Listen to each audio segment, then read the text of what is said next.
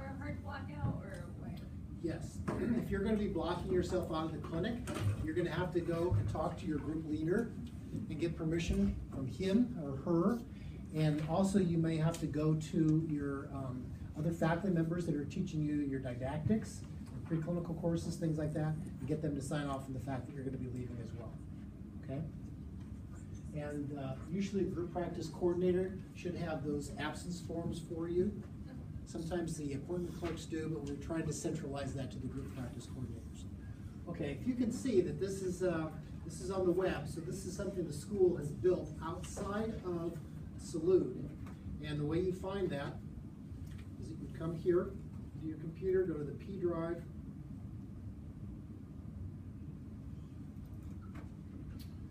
and you go to COD apps, scroll down, and it's going to say Salud user schedule. You click on that, and you'll end up at the same spot.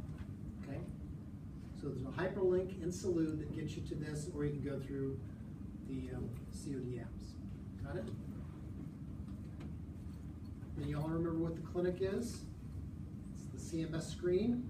So this is the clinical management screen that will have the clinics laid out for the day. I'm going to go back in time.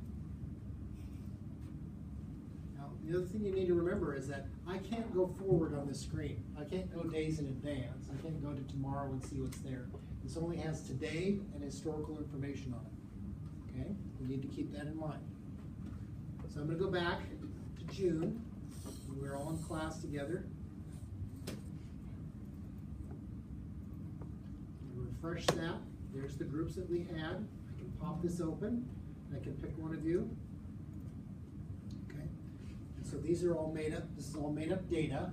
But you remember this screen. This is the big functional screen for you when you're going to be in the clinic working on your patients. This is the management of that patient in terms of the interaction between the finance piece and the procedures that you're doing and that type of thing. Okay? So when your patient arrives, that information will show up here, and you can seat the patient. You're immediately going to go and you're going to get some information from the patient about their medical history, any changes that they've had in terms of their dental condition, what they're coming in for, to get kind of a general consent for what they're coming in for, and then you're going to get your start check with your faculty member, and they're going to, by attaching themselves to that particular case, that will link them to you for this case for any other EDR responsibility related to this patient.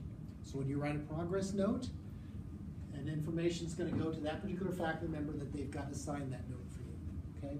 It is critical that you get a supervising start and a faculty member assigned to you so that it shows that you're being supervised by a licensed practitioner. Okay? So that's a critical piece that we've been emphasizing with the new clinical model.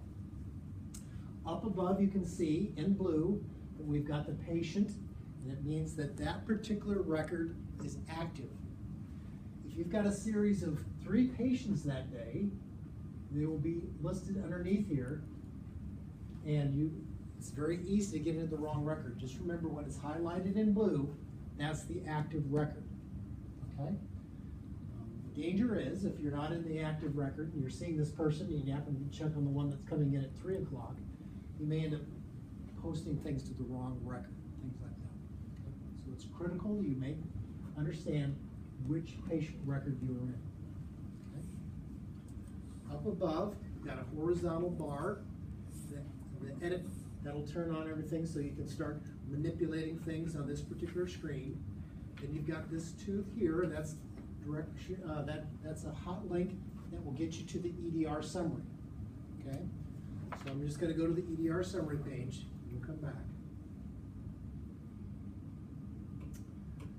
So this is the EDR summary page. Think of it as the table of contents or the front cover page of that person's dental record. Okay? You've got a number of things on here available to you. Over here on the left-hand side, vertically going down, you've got different sections of your chart. Okay? Your medical history, your existing conditions, your perio charting. Okay? So those are different sections of your chart that you can click on. Notice the difference here, that this is highlighted, it's got colors. This down below an oral path has no colors associated with it. When it's colored, it means there is active data in there. When it's gray like this, no data has been entered into that particular part of the chart. Over here, once you get a authorized medical history, key findings from that medical history will show up there. And they'll show up in red. So if this person has some medical alerts, that's the first thing that will pop up there. And you're in control of those medical alerts, and you write those on the medical history, they will show up there. The patient is on some type of antiplatelet therapy, and you're concerned about that when you're doing extractions or any type of surgical care or scaling and root cleaning. You can make reference to the fact that they're on that medication and to take special precautions when you're doing those particular procedures, okay? And again, at a glance, it will tell you what's going on with that particular patient. In the center of this page is the progress notes. So the historical record for this particular patient in terms of their visits here at the college will be outlined there, okay? So if you were to click on this particular note, you'd be able to go and review the particular progress note for that patient, okay? The thing you need to remember is that we started the electronic dental record in 2012, August of 2012. Some of the cases that you may get involved with will extend all the way back to maybe early 2000, and you will find nothing on those charts when you click into them because it predates this electronic system.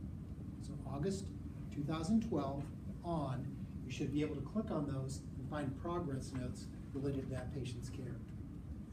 Below that, chronological listing of appointments for that patient, you're going to see the patient management note area.